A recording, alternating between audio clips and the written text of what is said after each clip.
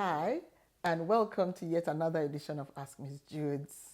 As usual, I hope you're keeping well, enjoying life as God gives it, and taking good care of yourself and those in your close environment.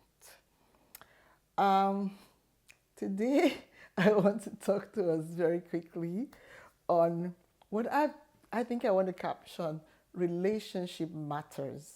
Whose side are you on? Relationship matters. Whose side are you on? So we can interpret it two ways. It can be matters about relationship. It can also mean that relationships as a concept matters. It's important. Whose side are you on? So if we take it from the point of view of relationship matters as in relationship matters around about relationship, I wanted to kind of just hone in a bit on family relationships as well as spousal relationship. Maybe more emphasis on spousal relationship for several reasons. One being that of late there have been so much in the public space about relationships that are breaking apart. And not only do they just end, people can get really nasty to the people that they once claimed to love.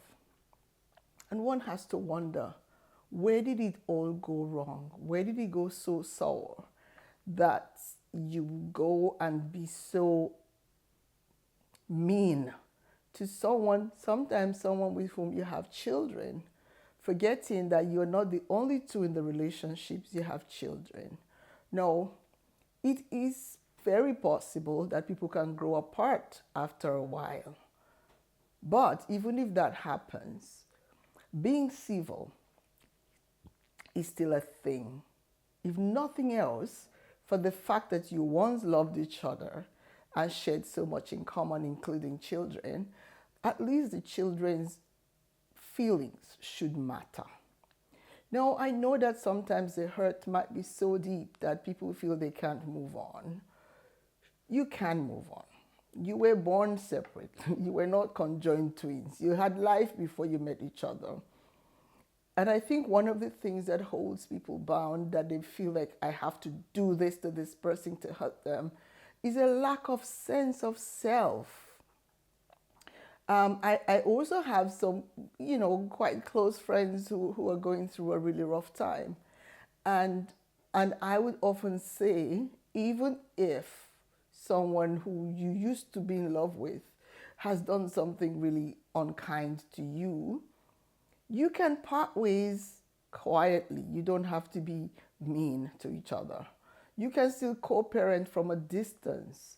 If it's something that can be workable, eventually you might work your way back together.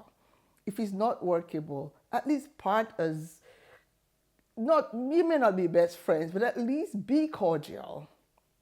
Because when you move on, you cannot carry the hurt and the pain from this relationship into the next one and hope or think that it will not destroy that one. Anger and unforgiveness destroys anything in its path, including the bearer of the anger. So for that reason, I really want to appeal, especially in the diaspora, where oftentimes people don't have the kind of network support that they will have in their home base that would have helped to cushion some of the pain of whatever they're going through. It's difficult when you come from a close-knit culture into a place like Canada, Europe, or the US, where perceptions different is different. Your network is different. Your just everything, even the climate is different. So you're navigating many things. Your children have come into a culture where they have to keep remembering who they are so that they don't get lost in this space. And on top of that, you're bringing a broken relationship into their lives. I think sometimes that when people do that, it smacks of a kind of selfishness that I fail to understand.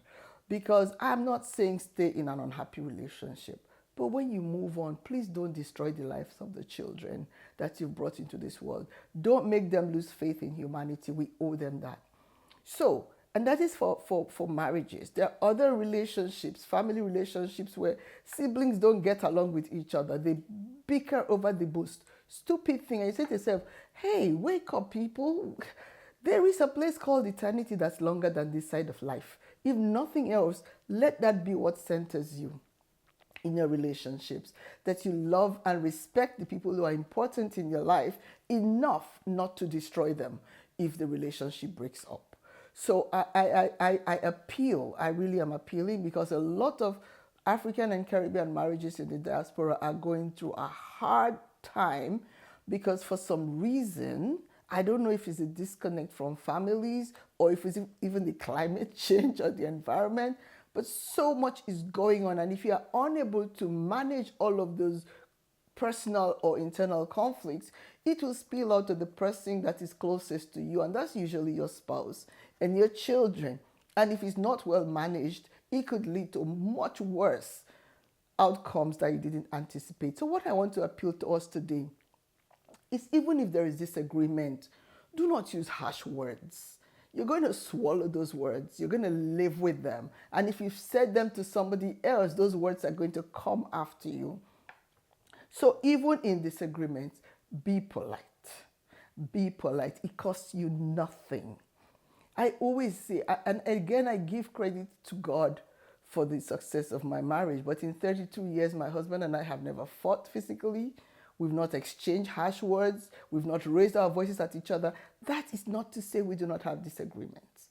We talk about them when we are ready in the quietness of our bedroom, and you resolve it. You don't go out, and some people will fight up to the neighborhood and expose themselves, and then next week you've made up and you're walking.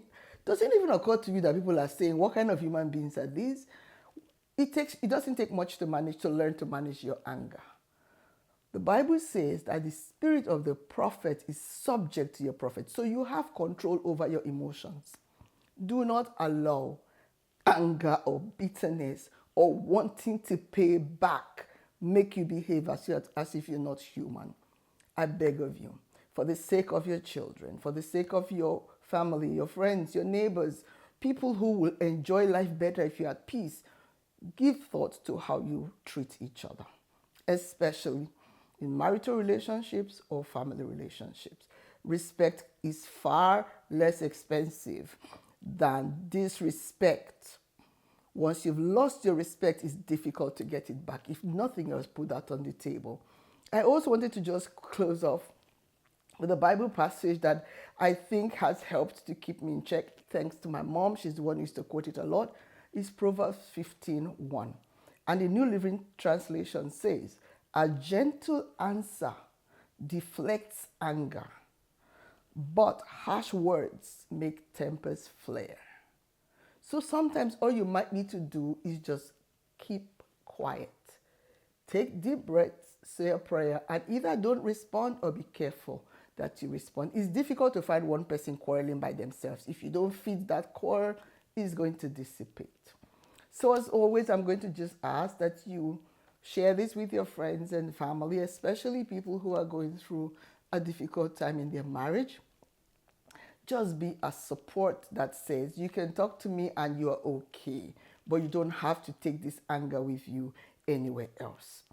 Right? So as usual, I'm going to be grateful if you submit your comments in the comment section or send an email to askmissjutes@gmail.com. Also, please DM me if you really want to talk one-on-one. By the grace of God, I am available to support you if you're struggling in your relationship right now. And if you're in a country where I'm not, we can talk by phone, or I can connect you with somebody where you are who can provide the necessary kind of support that you need to navigate this difficult season. Take care, and I'm coming your way again real soon. Bye.